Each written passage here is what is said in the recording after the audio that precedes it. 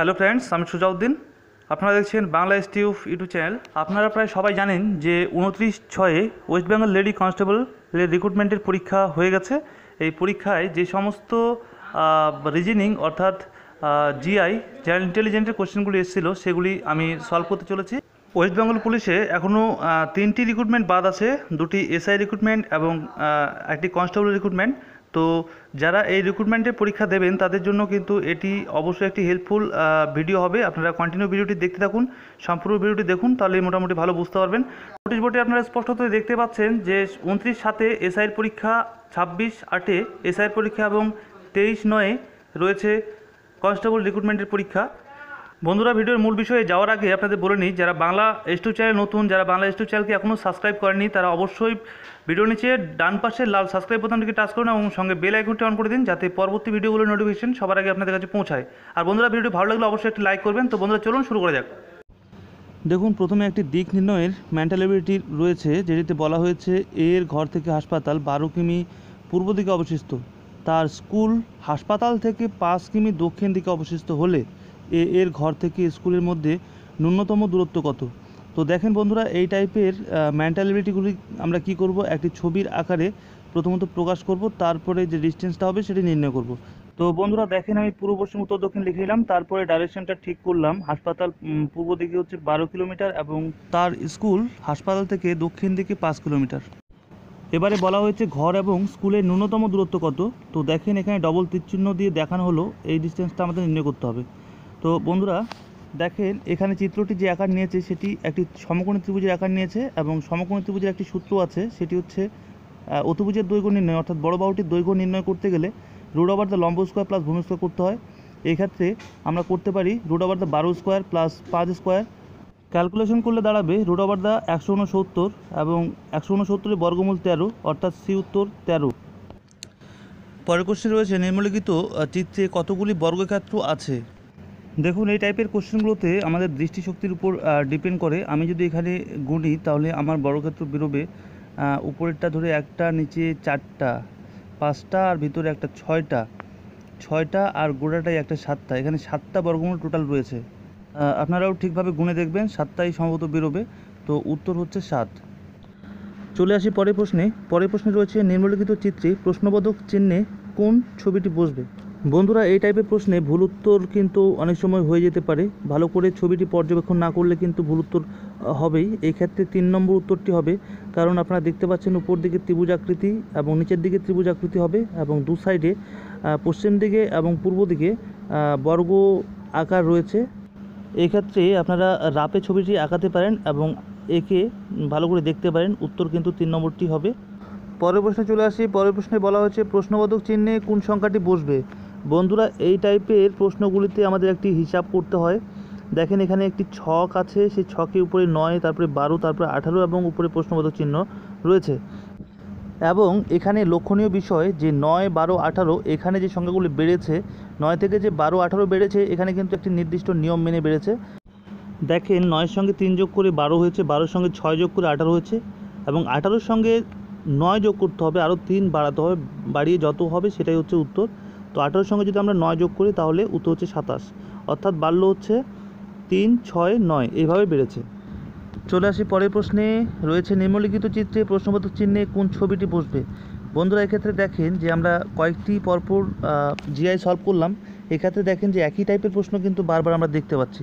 তো যারা এরপরে কনস্টেবলের পরীক্ষায় বসবেন বা এসআই পরীক্ষায় বসবেন, তারা কিন্তু এই টাইপের প্রশ্নগুলির প্রতি অবশ্যই জোর দিতে পারেন। তো চলুন এটি আমরা দেখে নিই। বন্ধুরা, এখানে দেখেন যে মাঝখানে যে ছবিটি রয়েছে সেই ছবিটি পরে দু সাইডে চলে গেছে 2 নম্বরে। দেখেন, প্রথমে মাঝখানে হচ্ছে বর্গ ছিল, সেটি হচ্ছে দু সাইডে চলে গেল বর্গ, মাঝখানে বৃত্ত। এবার 3 নম্বর চিত্রে মাঝখানে বৃত্তটি কিন্তু দু সাইডে বৃত্ত হয়ে গেছে। এবার মাঝখানে যে কোণাকৃতি বর্গটি রয়েছে সেটি কিন্তু এই দু সাইডে কিন্তু কোণাকৃতি বর্গ থাকবে এবং মাঝখানে যে বর্গটি রয়েছে সেটা থাকবে। তো এই ক্ষেত্রে পরে যে প্রশ্নবোধক চিহ্নটি আছে সেটি কিন্তু অবশ্যই কোণাকৃতি যে বর্গটি রয়েছে সেই বর্গটি কিন্তু ওখানে হবে। অতএব উত্তর আমাদের হবে 1 নম্বর উত্তর। পরের প্রশ্নে চলে আসি। পরের প্রশ্নে বলা হয়েছে কে এক্সের ভাই, জেড এক্সের পুত্র, পি কে এর কন্যা এবং সে অ্যানের সাথে বিবাহিতা। জি এবং এক্স বোন, জি এর সাথে জেড এর সম্পর্ক কী। বন্ধুরা, এটি একটি ব্লাড রিলেশন জিআই। এখানে আমাদের বের করতে হবে জি এর সাথে এক্সের সম্পর্ক কী? তো বন্ধুরা দেখেন, এখানে জি এবং এক্স বোন বলছে, আর জেটের সঙ্গে এক্সের সম্পর্ক হচ্ছে জেড হচ্ছে এক্সের পুত্র। তাহলে এক্সের পুত্র যদি জেড হয় এবং জি এবং এক্স যদি বোন হয়, তাহলে জি হচ্ছে জেটের কাকিমা হবে, সরি কাকিমা না, হচ্ছে কী হবে, পিসি হবে। তো এই ক্ষেত্রে আমরা উত্তরে পিসি পাচ্ছি না, তো সম্ভবত উত্তরটি ভুল আছে। এটা কিন্তু অরিজিনালি পিসি হবে, কিন্তু এখানে কাকিমা আছে, মাসিমা আছে, ঠাম্মা আছে, মা আছে, বোন আছে, কিন্তু এগুলোর মধ্যে একটিও হবে না। যদি প্রশ্নটি হয় প্রশ্নটি ভুল আছে, নাহলে উত্তর ভুল আছে। এখানে উত্তর কিন্তু অবশ্যই পিসি হবে। পরের প্রশ্নে চলে আসলাম। পরের প্রশ্নে রয়েছে, যদি কোনো সাংকেতিক ভাষায় এটাকে এটা লেখা হয়, তবে সেই ভাষায় এটাকে কি লেখা হবে? বন্ধুরা, এই টাইপের প্রশ্নগুলিকে, এই টাইপের জিআইগুলিকে কোডিং ডিকোডিং বলে। তো দেখেন এখানে যেটি রয়েছে MYS, তো এখানে দেখেন একটি ধারাবাহিক নিয়ম মেনে চলবে, একটি কোড দেওয়া আছে, কোড অনুসারে নিচের কোডটি হবে। তো এখানে দেখেন প্রথমে M রয়েছে, এবার দ্বিতীয়টিতে N রয়েছে, তারপরে Y, তারপরে এখানে দেখেন Z রয়েছে, S, তারপরে T রয়েছে, দেখতে পাচ্ছেন। আগেরটার সঙ্গে আমি পরেরটা মিলাচ্ছি, তো এক ঘর পরপর হয়েছে। তো সবগুলো লাস্টে দেখেন ওয়াই আছে, এখানে জেড হয়েছে লাস্টে। তো এক ঘর পরপর কিন্তু এই ওই উপরের কোডটা দিয়ে, উপরের বর্ণগুলো দিয়ে নিচের বর্ণটাকে সাজানো হয়েছে। তো এই ক্ষেত্রে আমরা কি করব, যেটা উত্তর আমাদের বের করতে বলেছে সেটার এক ঘর পরপর সংখ্যাগুলি বসাবো। যেমন এন হবে ও, তাহলে ও দেখেন উত্তরে দুটি রয়েছে, একটি হচ্ছে বি, একটি ডি। তারপরে কোডটা দেখি ই রয়েছে, তাহলে আমাদের এফ হবে। তো বিতে রয়েছে ডি এবং ডিতে রয়েছে এফ, ডি উত্তরে রয়েছে এফ, তাহলে আমাদের অবশ্যই ডি উত্তরটি হবে। পরের প্রশ্নে চলে আসলাম। পরের প্রশ্নে রয়েছে, নিম্নলিখিত কোন চিত্রের দ্বারা সঠিকভাবে হাতি, নেকড়ে এবং পশুর সম্পর্ক প্রকাশ করা যায়? তো বন্ধুরা দেখেন, এটিকে ভ্যান চিত্র বলা হয়। দেখেন হাতি, নেকড়ে দুটি পশু, এবং হাতি এবং নেকড়ে আলাদা আলাদা জাত, দুটি পশুর মধ্যেই পড়ে। তো এই ক্ষেত্রে দেখেন ভ্যান চিত্রটি আমাদের এ হবে, অর্থাৎ গোটা গোলটি, যে বড় গোলটি রয়েছে সেটি গোটাটাই হচ্ছে পশু গোষ্ঠী বা কোনো সম্প্রদায়, এবং ওই সম্প্রদায়ের মধ্যে হাতি এবং নেকড়ে সমভাবে বিরাজ করছে ওর মধ্যে। তো এ হচ্ছে উত্তর। পরের প্রশ্নে বলা হয়েছে, এ সি এর পুত্র, সি এবং কিউ বোন, জেড কিউ এর মা, পি যদি জেটের পুত্র হয়, তবে নিম্নলিখিত কোন বিবৃতিটি সত্য? বন্ধুরা, এটিও একটি ব্লাড রিলেশনের প্রশ্ন। উত্তর হবে বি, অর্থাৎ পি কিউ এর খুড়তুতো ভাই। আপনারা বের করে নেবেন। বন্ধুরা, চলে আসি পরের প্রশ্নে। পরের প্রশ্নে বলা হচ্ছে, নিম্নলিখিত তথ্যগুলি যত্ন সহকারে পড়ুন এবং প্রশ্নটির উত্তর দিন। পি ইন্টু কিউ মানে পি কিউ এর বাবা, পি মাইনাস কিউ মানে পি কিউ এর বোন, পি প্লাস কিউ মানে পি কিউ এর মা, পি ভাগ কিউ মানে হচ্ছে পি কিউ এর ভাই। তাহলে P plus D into M minus ভাগ এন, সংকেতে এন বি এর কে হন? পুত্র, নাতনি, কন্যা না নাতি? বন্ধুরা, এই প্রশ্নটি আমি বুঝতে পারিনি। যদি আপনারা বুঝতে পারেন তাহলে অবশ্যই উত্তরটি কমেন্ট বক্সে কমেন্ট করে জানাবেন। বন্ধুরা, চলে আসলাম পরের প্রশ্নে। পরের প্রশ্নে বলা হয়েছে, নিচের চিত্র অনুসারে প্রশ্নবোধক চিহ্নে কোন ছবিটি বসবে?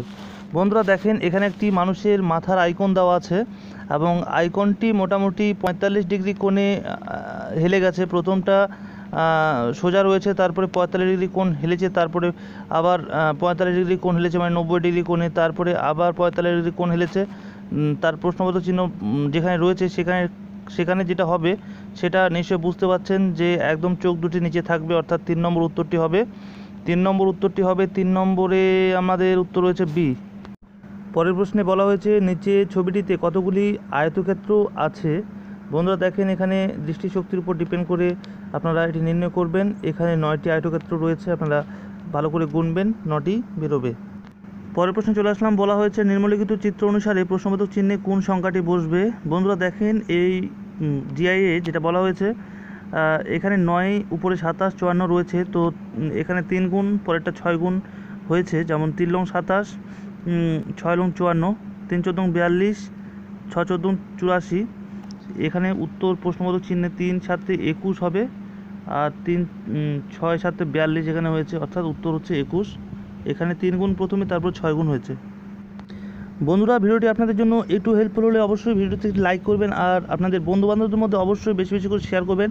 আর শেষের দিকে আরেকবার বলি, সবাই চ্যানেলকে সাবস্ক্রাইব করে এই চ্যানেলের সঙ্গে থাকবেন। যদি কোনো প্রশ্ন থাকে অবশ্যই সেটি কমেন্ট বক্সে কমেন্ট করে জানাবেন। আর বেশি বেশি করে পড়াশোনা করবেন, প্রিপারেশন নেবেন। সবাই ভালো থাকবেন, সুস্থ থাকবেন। Thank you for watching.